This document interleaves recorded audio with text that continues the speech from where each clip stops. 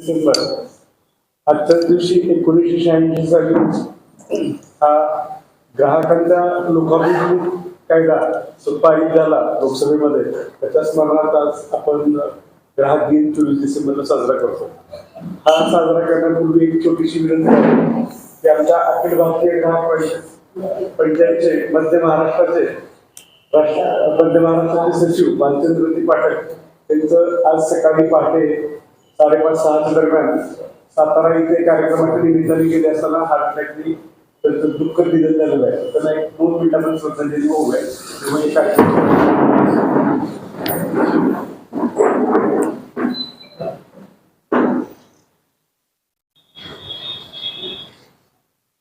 ओम शांती.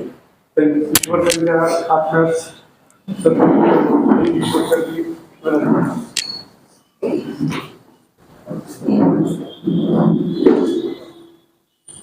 राष्ट्रीय ग्राहकांचा कायदा आहे की त्याचं स्मरणार्थ आपण वर्षानुवर्ष हा ग्राहक दिन साजरा करतो. या ग्राहक दिनाच्या निमित्ताने या ग्राहक कायद्याने आपल्याला काय मिळालंय, 6 हक्क, मूलभूत हक्क या कायद्याने आपल्याला प्रदान केलेले आहे. एक सुरक्षिततेचा हक्क दिलेला आहे, दुसरा माहिती जाणून घेण्याचा हक्क दिलेला आहे. माहिती अधिकार कायदा याच्या आधी हा कायदा आपल्याला होता, म्हणजे ते कुठल्या कंपनीचं प्रोडक्ट आहे, कुणी मॅन्युफॅक्चरिंग आहे, किती एक्सपायरी आहे, कंपल्सरी बंधनकारक या कायद्यामुळे झालेला आहे. त्याच्यानंतर निवडीचा हक्क दिलेला आहे ग्राहकांना. आपण एखादी बाजारातून वस्तू कोणती घ्यायची ही आपल्यावर बळजबरी नाही, निवड करून आपण त्याच्यातून घेऊ शकतो. ऐकून घेण्याचा हक्क दिलेला आहे या ग्राहक कायद्याने. तक्रार निवारणाचा हक्क दिलेला आहे. तक्रार निवारण म्हणजे याच्यासाठी एक सेपरेट कन्झ्युमर फोरम कोर्ट जिल्हा लेवलला आपण आपल्या संपूर्ण महाराष्ट्रामध्ये आहे आणि त्याच्या माध्यमातून आपण आपली तक्रार एक वेगळ्या प्राधिकरणाकडून आपण सोडून घेऊ शकतो. आणि ग्राहक शिक्षणाचाही हक्क या कायद्याने दिलेला आहे. आता हा 1986 ऍक्ट 2019 मध्ये अमेंडमेंट करून नवीन कायदा आलेला आहे. या कायद्यामध्ये तर आता 5 कोटी पर्यंत प्रकरण जिल्हा लेवलला हे तिथं निकाली निघणार आहे. या कायद्यामध्ये प्रचंड बदल केलेले आहे. अतिशय चांगला कायदा आहे. तर ह्या एवढं बोलून मी माझं प्रस्ताव संपवतो. सांगितल्याप्रमाणे ग्राहक संरक्षण कायदा हा सन 1986 साली ज्यावेळेस ग्राहक संरक्षण कायदा अंमलात आला 24 डिसेंबरला, त्या तेव्हापासून आपण हा आपला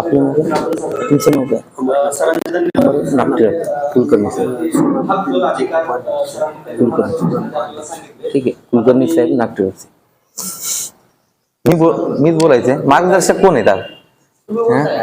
नमस्कार. आज 24 डिसेंबर 2023 आपण राष्ट्रीय ग्राहक दिन या ठिकाणी साजरा करतो आणि आजच्या या कार्यक्रम प्रसंगी उपस्थित ग्राहक पंचायतीचे कुलकर्णी साहेब, त्यांचे सहकारी नागटिळक साहेब, आमच्या कार्यालयातील सर्व नायब तहसीलदार, सर्व आमचा पुरवठा विभागाचे सर्व कर्मचारी, इतर कर्मचारी, सर्व पत्रकार बंधूंनो आणि सर्व नागरिकांनो आणि स्वस्त धान्य दुकानदार. खरं तर पहिली गोष्ट मला ही सांगायची का राष्ट्रीय ग्राहक दिन किंवा ग्राहक दिन म्हटलं का पहिल्यांदा फक्त पुरवठा विभाग आमचा एवढा जो निदर्शनास येतो ते अत्यंत चुकीचं आहे. कारण ग्राहक दिन किंवा ग्राहक कायदा हा एवढा मर्यादित नाही, हा खूप मोठा कायदा आहे. 1986 ला जेव्हा 24 डिसेंबरला हा कायदा पारित झाला आणि कुलकर्णी साहेबांनी जे सांगितलं का ग्राहक म्हणून ग्राहकाचे जे अधिकार आहेत, ग्राहकाचे जे 6 अधिकार दिलेले आहेत, सुरक्षेचा हक्क आहे, आपण जी वस्तू घेतोय ती सुरक्षित असली पाहिजे. कारण ती वस्तू घेतल्यानंतर एखाद्या व्यक्तीच्या आरोग्याला, त्याच्या प्रकृतीला किंवा इतर कोणती त्याच्या विचारांना असेल, त्याच्या आरोग्याला असेल धोका पोहोचता कामा नये. ती त्याचा सुरक्षिततेचा जो हक्क आहे तो अबाधित राहिला पाहिजे. हा एक सुरक्षेचा हक्क आहे. त्याला माहितीचा अधिकार आहे का मी जी वस्तू घेतोय ती निश्चितपणाने चांगल्या प्रोडक्टची आहे का, ती वस्तू चांगली आहे का, हे घेतल्यामुळे मला काही नुकसान होणार नाही का, मी जी वस्तू घेतोय त्याची जी मोबदला मी देतोय ती तेवढ्या मोबदल्याची ती वस्तू आहे का, ही जी काही सगळी माहिती आहे ती माहिती त्याला घेण्याचा अधिकार आहे. पुढची आणखीन जे आपल्याला आहे, आता तक्रार निवारणाचं मी थोडस नंतर सांगतो, तो जो हक्क आहे. पण निवड करण्याचा जो अधिकार आहे, आपण बरेचशा दुकानांमध्ये जातो, कारण ग्राहक म्हटल्यावर इथं बसलेला प्रत्येक व्यक्ती ग्राहक आहे. मी जरी या ठिकाणी सर्व्हिस देत असणार आहोत, आता तुम्ही पत्रकार म्हणून तुम्ही तुमची न्यूजची सर्व्हिस देताय, म्हणजे तुम्ही सर्व्हिस प्रोव्हायडर आहेत आणि जे माहिती घेणार आहेत किंवा जे ऐकणार आहेत ते ग्राहक आहेत. आता मी या ठिकाणी आम्ही पुरवठा विभागामार्फत काम करतोय, तर आम्ही सर्व्हिस प्रोव्हायडर आहेत, मात्र जे लाभ घेत आहेत ते ग्राहक आहेत. मात्र एवढं निश्चित आहे का प्रत्येक व्यक्ती हा ग्राहक आहे. आता मी जर हा घड्याळ घेतला तर मी ग्राहक झालो, मी पेन घेतला मी ग्राहक आहे. आपण ऑटोमध्ये बसल्यापासून एसटीतून जातो, विमानातून जातो, रेल्वेतून फिरतोय, चप्पल पासून ते बंगल्यापर्यंत आपण जे घेतोय आपण सगळे ग्राहक आहोत. म्हणजे या जगातला प्रत्येक व्यक्ती हा ग्राहक आहे. आयुष्याच्या कोणत्या ना कोणत्या टप्प्यावर कुठं असेल, वेगवेगळ्या याच्यातून फिरणं असेल किंवा कोणतीही सुविधा असेल, हॉटेलमध्ये गेल्यानंतर जेवण आपल्याला चांगलं घ्यावंच लागेल असं आहे का? त्याला निवड करण्याचा अधिकार आहे. तो म्हणेल मी पाहीन, मला जर आवडलं तरच मी घेईन, नाहीतर मी दुसऱ्या दुकानातून जिथं मला वाटेल त्या ठिकाणावरून घेईन. म्हणजे हे जे अधिकार आहेत लोकांचे, खरं तर हे त्यांच्यापर्यंत पोहोचवणं, त्यांच्यापर्यंत जनजागृती होणं कुठेतरी मला वाटतं का आवश्यक आहे. अजूनही जो अवेअरनेस असेल किंवा जे ग्राहकांचे अधिकार आहेत, ग्राहकांचे हक आहेत, कुठेतरी ते आणखीन ग्राहकांपर्यंत पोहोचलेले नाहीत असं माझं म्हणणं आहे. कारण त्यासाठीच ग्राहकांच्या हक्कांच्या शिक्षणाचा एक अधिकार दिले की त्यांना पण हे कळलं पाहिजे की माझे अधिकार काय आहेत. कारण ग्राहकांना त्यांच्या हक्काचं जर शिक्षणच दिलं नाही, त्यांना त्यांच्या हक्काची जाणीवच करून दिली नाही, आणि हे जे अवेअरनेस प्रोग्राम आपण घेतो किंवा ग्राहक पंचायतीचं खूप मोठं योगदान आहे ग्राहक चळवळीमध्ये, तर लोकांना त्यांच्या हक्कांची जी माहिती आहे, त्यांच्या अधिकारांची जी माहिती आहे ती करून देण्यासाठी मोठं काम त्यांच्या मार्फत त्या ठिकाणी केलं जातं. आता जो शेवटचा एक मुद्दा होता तक्रार निवारण करण्याचा, आता आपल्याकडे त्रिस्तरीय त्याच्याकरिता रचना दिलेली आहे. तर एखाद्या ग्राहकाला मग कोणतीही वस्तू त्यांनी खरेदी केलेली असेल आणि त्यामध्ये जर त्याला त्याचे जे हक्क आहेत, त्याचे जे अधिकार आहेत त्याच्या विपरीत त्याला जर फसवणूक झालेली असेल, त्याला ज्या पद्धतीची सेवा त्या सर्व्हिस प्रोव्हायडर कडून मिळणं अपेक्षित होतं परंतु ती मिळाली नाही, त्यांना रकमेमध्ये कुठंतरी त्याच्यावर अन्याय झालेला आहे, किंवा जी प्रॉडक्टची किंवा ज्या ब्रँडची म्हणून ती वस्तू विकली गेली मात्र त्या ब्रँडची ती वस्तू नाही, जेवढ्या गॅरंटी त्यासाठी दिलेली होती किती वर्ष चालणार आहे त्याच्या अगोदरच जर ती गेली आणि ती गॅरंटी त्याला जर भेटली नाही, तर ह्या सगळ्या गोष्टींकरिता आपल्याला वेगळा फोरम, वेगळं प्लॅटफॉर्म त्या ठिकाणी शासनाने उपलब्ध करून दिले. आणि तो प्लॅटफॉर्म आपल्याला या ग्राहक हक्कांसाठी जो कायदा केलेला आहे, ग्राहक संरक्षण कायदा 1986, त्याच्यामधून आपल्याला हे अधिकार या ग्राहकांना मिळत असतात. मग त्याच्यामध्ये जिल्हा ग्राहक तक्रार निवारण समिती आहे, ज्याच्यामध्ये ज्युडिशरीचे जे माजी न्यायाधीश आहेत ते त्याचे चेअरपर्सन असतात, 2 जे जाणकार व्यक्ती आहेत, अशी तिघांची मिळून ती बॉडी बनलेली असते. त्याबरोबर राज्य ग्राहक हक्क समिती आहे, जर जिल्हा ग्राहक हक्क समितीकडे न्याय नाही भेटला तिकडे आपण जाऊ शकतो. त्याचबरोबर जी मर्यादा असते किमतीची त्याच्या अनुरूप सुद्धा आपल्याकडे वेगवेगळे जे टप्पे आहेत. आता नेमकं मला वकील साहेब पण सांगतील का जिल्हा ग्राहक समितीकडे आपण किती रकमेपर्यंतचे जर प्रकरण असतील तर त्या ठिकाणी आपण दाद मागू शकतो, राज्य ग्राहक तक्रार निवारण समितीकडे कितीपर्यंत दाद मागू शकतो, आणि मोठ्या स्वरूपाचे जे प्रकरण असतील ज्याच्यामध्ये आपल्यावर अन्याय झालेला आहे ग्राहकांवर, ते राष्ट्रीय ग्राहक समितीकडे त्या ठिकाणी दाद मागू शकतात. म्हणजे अशा पद्धतीने ही त्रिस्तरीय रचना आहे. फक्त आता आज या दिनानिमित्त फक्त एकच सांगायचं आहे का ग्राहकांमार्फत तो ग्राहकांना त्यांच्या हक्कांची अधिकारांची जाणीव करा. आता मला वाटतं की पुढच्या वेळेस आणखी कुलकर्णी साहेब आपण चांगला कार्यक्रम घेऊ की ज्यामध्ये ग्राहक इन्व्हॉल्व्ह झाले पाहिजे. खरं तर आपण हा कार्यक्रम घेतोय जे सर्व्हिस प्रोव्हायडर आहेत त्यांच्या पुरताच हा मर्यादित न राहता ग्राहकांपर्यंत आपण पोहोचलं पाहिजे आणि त्यांच्या हक्कांची जाणीव, कारण वेगवेगळे आजचा जो युग आहे तो मला वाटतं का सोशल मीडियाचा आहे. आपण ऑनलाईन सगळी खरेदी करतोय आणि ऑनलाईन खरेदी करत असताना मोठ्या स्वरूपामध्ये फसवणुकीचे जे प्रकरण आहेत ते नागरिकांना फसवणूक झाल्याचे प्रकरण समोर येत आहेत. त्यामुळे जी आपण वस्तू घेतोय ती त्या योग्यतेची आहे का, त्या किमतीची आहे का, त्याच्याकडून मिळणारी जी काही सर्व्हिस आहे ती योग्य ती आहे का, या पद्धतीची खातरजमा त्या ग्राहकांकडून त्या ठिकाणी झाली पाहिजे. आणि जोपर्यंत ग्राहक मला वाटतं का अवेअर होणार नाही, तो जागृत होणार नाही, तोपर्यंत हे जे फसवणुकी होत आहेत ग्राहकांची ते निश्चितपणाने होणारच आहेत. पुरवठा विभागामार्फत सुद्धा चांगल्या पद्धतीची सेवा देण्याचा मानस या ठिकाणी या ग्राहक दिनाच्या निमित्ताने आम्ही करतो. त्याचबरोबर या ठिकाणी ग्राहक पंचायतीचे सर्व पदाधिकारी, वकील साहेब आणि सर्व पत्रकार बंधू आणि सर्व नागरिक या ठिकाणी उपस्थित राहिले त्याबद्दल सर्वांचे आभार व्यक्त करतो आणि सर्वांना ग्राहक दिनाच्या शुभेच्छा देतो आणि थांबतो. धन्यवाद. आदरणीय बिंदू माधवजी जोशी. राष्ट्रीय ग्राहक दिनानिमित्त मंचावर उपस्थित तालुक्याचे राजे, सन्माननीय तालुक्याचा राजा हा तहसीलदारच असतो, सन्माननीय शेख साहेब, सन्माननीय लांडगे भाऊ साहेब, ग्राहक पंचायतीचे आधारस्तंभ ॲडव्होकेट विजय कुलकर्णी, सन्माननीय नागटिळक, त्याचबरोबर या ठिकाणी उपस्थित सर्व सेवा पुरविणारे आणि ग्राहक चळवळीशी निगडीत असलेले सर्व अधिकारी, पदाधिकारी, व्यावसायिक, सर्व इलेक्ट्रॉनिक मीडिया आणि इतर माझे पत्रकार मित्र बंधू भगिनींनो, सर्वप्रथम मी एक ग्राहक चळवळीचा एक मानबिंदू असलेले आदरणीय पाठक सर करमाळा यांच्या दुःखद निधनाची वार्ता नुकतीच सकाळी आम्हाला समजली. अत्यंत दुःखद घटना आणि 24 डिसेंबरलाच हे म्हणजे त्यांचा त्या कैलासवासी होणं हे फार मोठा योग आहे. कारण अव्याहतपणे खरं तर राष्ट्रपती पुरस्काराचा मानकरी ठरावा असा ग्राहक चळवळीतला व्यक्ती, राज्य सरकारने त्याची दखल घ्यावी अशी व्यक्ती, संपूर्ण आयुष्य झोकून ज्यात दिलं या ग्राहक चळवळीमध्ये ते पाठक सर. आम्ही त्यांना कधीही विसरू शकत नाही. तर सर्वप्रथम मी त्यांना भावपूर्ण श्रद्धांजली व्यक्त करतो आणि माझे मनोगत मी सुरुवात करतो. साहेब, 28 वर्षापूर्वी आम्ही तहसील कार्यालय बार्शी येथे ग्राहक दिन साजरा करण्याची सुरुवात केली. त्याला 24 डिसेंबरला ग्राहक दिन आणि 15 मार्चला जागतिक ग्राहक दिन अशा 2 टप्प्यामध्ये कार्यक्रम असायचे. आणि सर्वप्रथम मी तहसीलदार साहेबांचं अभिनंदन करतो की बऱ्याच वर्षांनी हे पहिले तहसीलदार आहेत की जे आज राष्ट्रीय ग्राहक दिनाच्या कार्यक्रमाला उपस्थित आहेत. त्यामुळे आपण सर्वप्रथम त्यांचं मला अतिशय आनंद वाटला. कारण जो या तालुक्याचं एक नेतृत्व प्रशासकीय ज्यांच्याकडे आहे, ती व्यक्तीच जर उत्साही असेल, त्या व्यक्तीचा सहभाग असेल, तर ही चळवळ निश्चितपणे या तालुक्याला सुखद ठरणारी आहे. ग्राहक संरक्षण कायद्याबद्दल आता सांगितलं गेलं.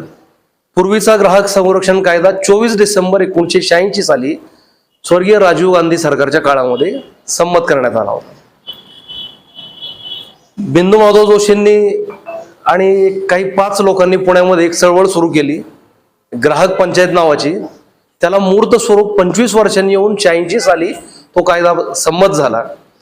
आता त्यानंतर 2019ला भारताचे पंतप्रधान माननीय नरेंद्र मोदी यांच्या कारकिर्दीमध्ये 9 ऑगस्ट रोजी पहिल्यांदा हा कायदा मांडण्यात आला आणि तो 20 जुलैला मांडण्यात आला आणि 9 ऑगस्टला तो संमत करण्यात आला. आता या 2 कायद्यामध्ये पूर्वीच्या ग्राहकाच्या व्याख्या वेगळ्या होत्या, आत्ताच्या ग्राहकाच्या वेगळ्या चालू परिस्थितीनुसार त्याच्यामध्ये बदलण्यात आल्या. कारण 25 वर्षानंतर युग गतिमान झालं, इलेक्ट्रॉनिक वस्तूंचा वापर वाढला जसं आता साहेबांनी सांगितलं, तर त्यामुळं हे बदल करण्यात आले. पूर्वीच्या कायद्यामध्ये जो सेवा घेतो तो ग्राहक, जो सेवा देतो तो सर्व्हिस प्रोव्हायडर, आणि त्याच्यामध्ये मग ग्राहक म्हणायचं कोणाला? जो फुकट सेवा घेतो तो ग्राहक कधी होत नाही. दोन्ही कायद्यामध्ये टॅक्स इज नॉट फी, आपण कर भरतो तर तो आपण त्याचे ग्राहक होत नाही. सरकारी दवाखान्यामध्ये आजही आपण ग्राहक ठरत नाही. आणि त्यामुळे प्रायव्हेट सर्व्हिसेसचा मोठा सेक्टर याच्यामध्ये मोठा अंतर्भाव आहे. जुन्या कायद्यामध्ये फक्त बिल्डर या शब्दाचा त्या व्याख्येमध्ये समावेश करण्यात आला होता, परंतु आत्ताच्या कायद्यामध्ये ह्या इलेक्ट्रॉनिक सर्व्हिसेस आणि जे ऑनलाईन खरेदी विक्री याचा देखील समावेश याच्यामध्ये करण्यात आलेला आहे. सध्याचं युग हे जाहिरातीचं युग आहे, परंतु मिसलिडिंग ऍड्स, मला आठवतं मी पुण्यामध्ये असताना मी याची स्पेशल डिग्री घेतली होती, diploma in consumer protection laws, आणि त्याच्यामध्ये मी पहिला आलो होतो 30 आंतरराष्ट्रीय विद्यार्थ्यामध्ये. त्याच्यात संपूर्ण 27 कायदे वेगळे होते. ती जाहिरातीबद्दल असतील, बेड्स अँड मेजर ऍक्ट असतील, असंख्य प्रकारचे कायदे. आणि त्याच्यामध्ये हे सगळे इन्शुरन्स, पोस्ट ऑफिसेस, सगळ्या सेवा आणि त्याच्यामुळं ह्या ऑनलाईन याच्यामध्ये जाहिरातीच्या युगामध्ये ज्या जाहिराती दिल्या जातात त्या दिशाभूल करणाऱ्या जाहिराती दिल्या जातात. बिल्डरच्या असतील, आता बार्शीत म्हटलं तर काही असंख्य प्रकारचे व्यवसाय चालतात. आणि आपण FM रेडिओवर सुद्धा ज्या जाहिराती ऐकतो की ती जाहिरात अशी आपल्याला म्हणजे भूल पाडणारी असते. आपण पटकन जाऊन एखादी वस्तू खरेदी करावी, बुकिंग करावं, पण प्रत्यक्षात त्या जाहिराती ऐकताना शेवटी एक हळूच ओळ सोडलेली असते, अटी शर्ती लागू. त्या अटी शर्तीमध्ये सगळा घोळ असतो त्या आणि ते ऐकू येत नाही. म्हणजे इतकी सुंदर जाहिरात, हे दिलं जाईल, ते दिलं जाईल. पूर्वी प्रत्येक वर्षी मी सांगतो की बार्शीत सुद्धा एका ट्रॅक्टर बरोबर 1 किलो चांदी फ्री म्हणून एक प्रसिद्ध राजकीय व्यक्तीची फसवणूक झाली होती. आणि नंतर ते आम्ही त्या ग्राहक मंचात दाद मागितली, नंतर त्यांना त्या कंपनीने डिस्ट्रीब्युटरशिप दिली. म्हणजे ग्राहक चळवळीचा इतका प्रचंड फायदा. आता गॅस बरोबर शेगडी सक्तीची वगैरे आम्ही छोट्या छोट्या गोष्टी पूर्वी तहसीलदार साहेबांना आणून मांडायचो पूर्वी, आणि त्यातून बरीच जनजागृती झाली. साध्या नागपंचमीच्या जत्रेमध्ये आम्ही 3-3 हजार ग्राहक हिताची पुस्तकं विकली. 3 रुपयाला एक पुस्तक होतं. तेव्हा राज्य शासनाने बिंदुभाऊ जोशी ग्राहक संरक्षण मंत्री होते. आता सध्या केंद्रीय कन्झ्युमर अफेअर्स मिनिस्ट्री जे आहे ते पियुष गोयल यांच्याकडे आहे, आणि राज्य सरकारचं जे अन्न पुरवठा आणि नागरी आणि ग्राहक व्यवहार खातं जे आहे ते छगन भुजबळ साहेबांकडे. तर आता ह्या म्हणजे पॉलिटिकल अथॉरिटीज झाल्या आणि ग्राहक पंचायत आहे. आज विजय कुलकर्णी सातत्याने आम्ही गेली जवळपास 30 वर्ष आम्ही सगळे या चळवळीवर आम्ही आहोत. पूर्वी एक असा म्हणजे अगदी कापड दुकानदारांपासून गॉगल, TV, फ्रीज पासून इतके असंख्य विषय घडायचे की ते प्रत्येक व्यक्ती म्हणजे न्याय मिळायचा त्यावेळेला. आणि हे खूप मोठी पोकळी होती, ती भरून काढली त्या विजन त्या बिंदुभाऊ जोशींना होतं की फार मोठा हा सेक्टर आहे की जो न्यायालयामध्ये येत नाही. साधी वॉरंटी गॅरंटी, आता नवीन कायद्यामध्ये एक्सप्रेस वॉरंटी हा डेफिनेशन आलेली. म्हणजे ती एक्सप्रेस वॉरंटी म्हणजे तुम्ही ती दिलीच पाहिजे वस्तू परत. वॉरंटी आणि गॅरंटीमध्ये काय आहे की वॉरंटी म्हणजे एखादा पार्ट बदलण्याची हमी आणि गॅरंटी म्हणजे संपूर्ण वस्तू रिप्लेस करण्याची आहे. बऱ्याच वेळेला वॉरंटी लिहिलेली असतं ते इंग्लिशमध्ये आणि गॅरंटी असं जो सर्व्हिस देणार आहे तो सांगतो. प्रत्यक्षात ते तसं नाही आहे. आता मध्यंतरी मेडिकल फील्डमध्ये रेमडेसिवीरच्या इंजेक्शनच्या बाबतीमध्ये प्रचंड स्पुरियस ड्रग्ज म्हणजे फेक ड्रग्ज बार्शीमध्ये आले, त्याचे गुन्हे दाखल झाले आणि अक्षरशः इंजेक्शन नसून अक्षरशः ते पाणी दिलं गेलं हजारो लाखो रुपयांना. आणि ते काय होतंय की याच्यासाठी ड्रग्स कंट्रोल ऍक्ट असेल, अन्न औषध प्रशासन असेल, असंख्य शासनाचे विभाग कार्यरत असतात, त्या त्या पातळीवरती कार्यरत असतात. पण ग्राहक जागरूक असला पाहिजे, बायर बी अवेअर. आणि मग ग्राहक जागरूक असेल तर बऱ्याचशा समस्या तुमच्या कमी होऊ शकतात. मध्यंतरी मी मुंबईतल्या क्रोमामध्ये एक फ्रीज घेण्यासाठी गेलो. एक फ्रीज पसंत केला सॅमसंग कंपनीचा आणि थोडं वेगळं जरा इलेक्ट्रॉनिक रचना वाटली, मी बुक केला. तो त्यांनी सांगितलं आज बुक झाल्यानंतर 8 दिवसांनी मिळतो. 8 दिवसांनी मी गेलो, त्यांनी सांगितलं ते अवेलेबलच नाही. मी त्याला एकच सांगितलं, क्रोमाचं जे चाललंय ना तुमचं महाराष्ट्रभर सगळ्या सर्व्हिस सेंटर, एक जर भोग पडलं जहाजाला तर संपूर्ण जहाज सुद्धा बुडतं, लक्षात ठेव. आणि जो पसंत केलेला आहे, जो अवेलेबल होता म्हणून मला सांगितलेला आहे, तर मला तोच पीस मला तुम्ही द्यायचा. तो यांनी कदाचित दुसऱ्या कुठल्या संबंधित ओळखीच्या लोकांना दिला असू शकतो ना, असं चालणार नाही. मला त्यांनी स्पेशल व्यवस्था करून कंपनीकडून तो 8 दिवसांनी पुन्हा मला माझ्या फ्लॅटवर पोच केला. तुम्ही बोललं पाहिजे, बोललं तर सगळं घडणार आहे. दाद मागितली, ग्रीव्हन्स व्यक्त केला तरच सगळं मिळणार आहे. पूर्वी पोस्ट ऑफिसेस, स्टेट बँका, विमा कंपन्या, आम्ही इतके प्रश्न हाताळले साहेब की एखादी स्कीम असते चांगल्या बँकांमध्ये, 15 वर्ष एखाद्या महिलेने दर महिन्याला 100 रुपये भरायचे, तिच्या मुलीच्या लग्नाला परत इतके लाख मिळतील. आणि जेव्हा 15 वर्षाने ती महिला बँकेत जाते, आमच्याकडे असली कुठली स्कीमच नाही म्हणते. म्हणजे हे इतकं वेदनादायी हा प्रकार आहे. इन्शुरन्स कंपनी, शक्यतो जनरल इन्शुरन्समध्ये एक चीफ एक्झिक्युटिव्ह ऑफिसर होते जिल्हा परिषदेचे, भारत बलभीम शेंडगे, मला अजून नाव आठवतं, 22 वर्ष झाली या घटनेला. त्यांचे वडील ओरिएंटल इन्शुरन्सची स्कीम, ग्रुप्स विमाची स्कीम घेतली होती त्यांनी, आणि त्यांचा अपघात पुण्याहून येताना इंदापूरजवळ ST मध्ये अपघात झाला. आता जिल्हा प्रशासन सगळं त्यांच्या ताब्यात, इतका प्रामाणिक अधिकारी, आणि तो अपघात झाल्यानंतर 15 दिवस त्यांना ससूनला पुण्याला ऍडमिट केलं गेलं वडिलांना, आणि तिथं त्यांचा अंत झाला. त्यांनी ते विमा असल्यामुळे त्यांनी क्लेम केला की असा असा अपघात झालेला आहे ना, आम्हाला वडिलांचे त्याचे नुकसान भरपाई मिळावी. त्यांनी उत्तर दिलं की पोस्टमॉर्टम रिपोर्ट नसल्यामुळे आपलं जी काही क्लेम आहे तो नामंजूर करण्यात येत आहे. आणि नामंजूर करण्यात येत आहे म्हटल्यानंतर मग त्यांनी संबंधित विधी विभागाचे जे कोणी त्यावेळी देशपांडे होते त्यांना सांगितलं, त्यांनी माझं नाव सुचवलं. मग ते म्हटले नाही तुम्हालाच वकील साहेब यावं लागेल. मग आम्ही ते खूप चांगल्या पद्धतीनं ते म्हटले आपण सुप्रीम कोर्ट पर्यंत जायचं.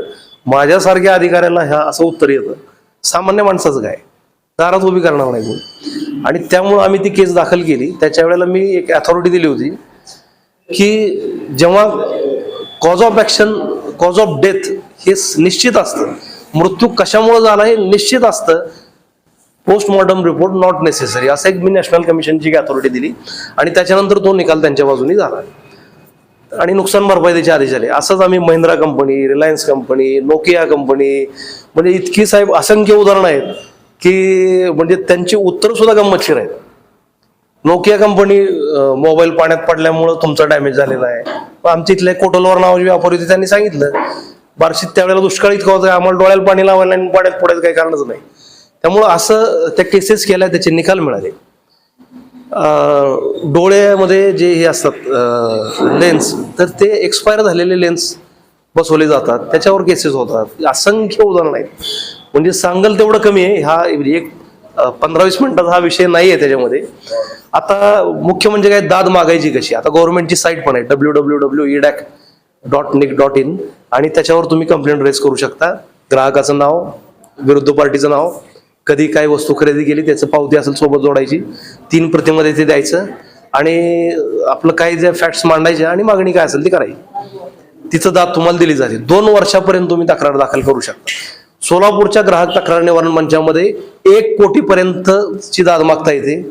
1 कोटी ते 10 कोटीसाठी राज्य ग्राहक आयोग, स्टेट कमिशन मुंबई, जे विटी जवळ CST जवळ त्यांचं कोर्ट आहे, त्या ठिकाणी दाद मागू शकता. मोर दॅन 10 crores, 10 कोटीच्या पुढे ही दाद आपण दिल्लीला नॅशनल कमिशनला मागू शकतो. आणि त्याच्यावरचा जो निकाल असतो तो सर्वोच्च न्यायालय, सुप्रीम कोर्टापर्यंत आपल्याला जाता येतं. बार्शी तालुक्यामध्ये आणि परांडा तालुक्यामध्ये बोगस बियाणं, सदोष बियाणं केळीचं, याच्यामध्ये Reliance tissue and science culture limited Mumbai यांच्या विरुद्ध आम्ही एक केस दाखल केली होती. त्यावेळेला बियाणं सदोष निघाल्यामुळे शेतकऱ्यांचं नुकसान झालं. परांडा तालुक्यातले 5 प्रतिथयश व्यक्ती होत्या, बागायतदार, आणि बार्शी तालुक्यातला प्रकाश नवरे, त्याचा सत्कार आम्ही काही वर्षापूर्वी या ठिकाणी एक संघर्ष करणारा ग्राहक म्हणून आम्ही इथं केलेला आहोत. त्या व्यक्तीने सुप्रीम कोर्ट पर्यंत फाईट दिली बार्शीच्या, आणि त्याला अर्थात आमचं बळ होतं, आम्ही साथ दिली. तर इतकी मोठी कंपनी आणि नामांकित मोठे मोठे वकील ते देणार, रिलायन्स कंपनी, आणि त्यावेळेला हा काय लढणार ना. पण इच्छाशक्ती आणि संघर्ष करायची, जवळपास हा 10 ते 15 वर्ष लढा चालला आणि लाखो रुपयांची नुकसान भरपाई सगळ्यांना, कोणाला 25 लाख, 30 लाख, 35 लाख पर्यंत हे नॅशनल कमिशन आणि सुप्रीम कोर्टाने दिली. त्याच केसमध्ये सिड्स ऍक्टमध्ये अमेंडमेंटची सुद्धा ऑर्डर नॅशनल कमिशनच्या केसमध्ये आमच्या झालेली होती. इव्हन नॅशनल कमिशनला जेव्हा अपील केलं रिलायन्स कंपनीने, तर प्रत्येकाला 2.5 लाख रुपये खर्च, सामान्य शेतकरी कधी येऊन लढणार दिल्लीमध्ये, तर तो त्या कोर्टाने त्यांना दिला. म्हणजे ही ताकद ह्या ग्राहक संरक्षण कायद्यामध्ये. छोट्या छोट्या गोष्टी, साबणावरचं TFMचं प्रमाण असेल, पूर्वी आम्ही विजय कुलकर्णींनी एक तक्रार दिली होती स्प्राईट कंपनीच्या विरोधात, त्या बाटलीमध्ये काहीतरी माशी काहीतरी सापडली होती, तर तो दंड त्यांनी त्या ग्राहक मंचाने त्यावेळेला दिलेला होता त्या कंपनीला. असंख्य चालता बोलता, जसं साहेबांनी सांगितलं, सकाळी उठल्यापासून झोपेपर्यंत आपण कुठं ना कुठं ग्राहक आहे. ग्राहकाची व्याख्या आता हे बिल्डर, कोऑपरेटिव्ह सोसायटीज, प्रचंड म्हणजे अनलिमिटेड त्याचं सगळं, या सगळ्या गोष्टीचं क्षेत्र आहे. आणि त्यामुळं आपण जागरूक असलं पाहिजे. ग्राहक राजा जागा हो, ग्राहक चळवळ ही नांदी आहे आणि मजुरांना धडा शिकवण्याची हीच एक संधी आहे.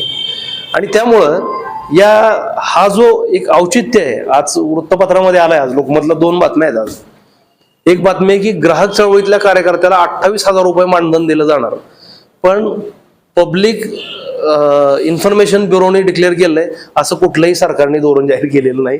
त्यामुळे कुठल्याही ग्राहकर्त्यांनी त्या प्रमाणामध्ये 28,000च्या ह्याच्यात राहू नये. आणि दुसरा विषय एक लेख आलेला आहे की आजच्या दिवसापुरताच ग्राहक हा राजा ठरू नये. तो वर्षभर त्याला हीच ट्रीटमेंट त्याला दिली जावी अशी अपेक्षा या त्या आर्टिकल मधून व्यक्त करण्यात आलेली आहे. आपण सर्वजण या ठिकाणी उपस्थित आहात. आपल्या सर्वांचं मी हार्दिक आभार व्यक्त करतो ग्राहक चळवळीच्या वतीने. पुन्हा एकदा पाठक सरांना सुद्धा मी श्रद्धांजली व्यक्त करतो. इव्हन या खत दुकानदार असतील, पूर्वी सोनं कसं ओळखायचं याच्या प्रयोगशाळा, इतक्या प्रकारच्या म्हणजे पाठक सरांचं योगदान खूप मोठं होतं त्यावेळेला. म्हणजे त्या खत दुकानदारांना सुद्धा आम्ही मार्गदर्शन करायचो आणि लोकांची म्हणजे सोनं कसं ओळखायचं याची प्रात्यक्षिक दिली जायची. किती प्रकारचे विषय, किती म्हणजे हे बाजारपेठ आजही तेच आहे, हे कधी बदलणार नाही. आणि त्यामुळं सातत्याने प्रबोधन हे अत्यंत गरजेचं आहे. पूर्वी जसं ह्या सगळे मंत्रालय हे सक्रिय असायचे ते आता सध्या दिसत नाही.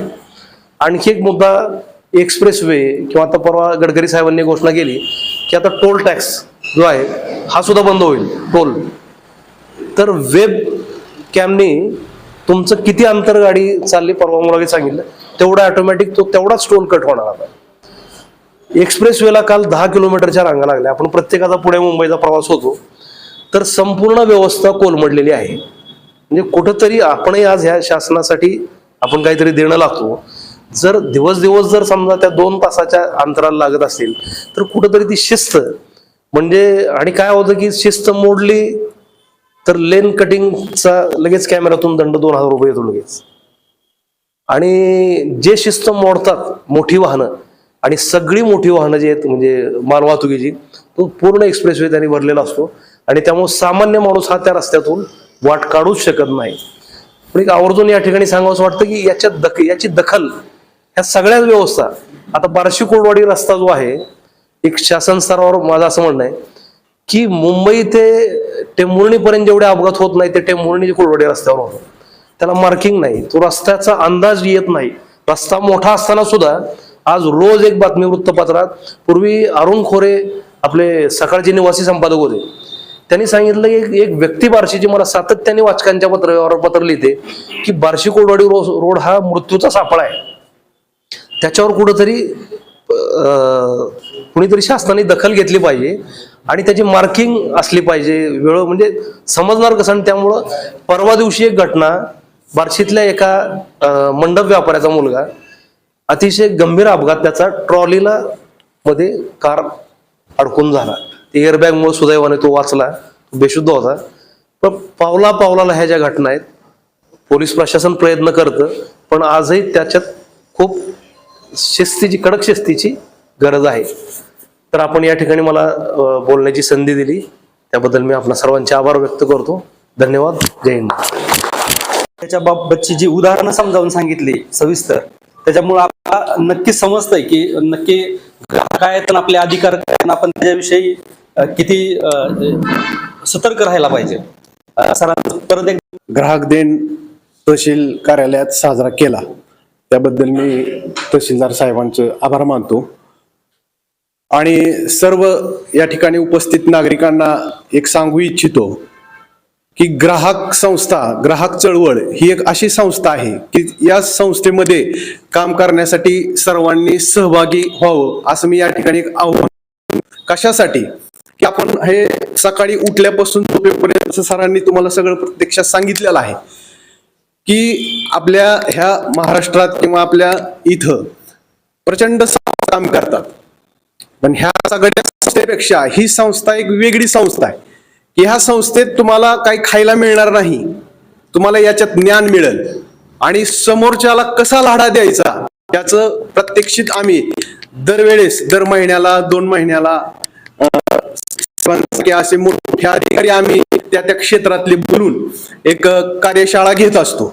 तर तुम्ही तुमच्या मुलांना आमच्या या संस्थेत किंवा ह्या चळवळीत सहभागी होण्यासाठी तुम्ही सांगा.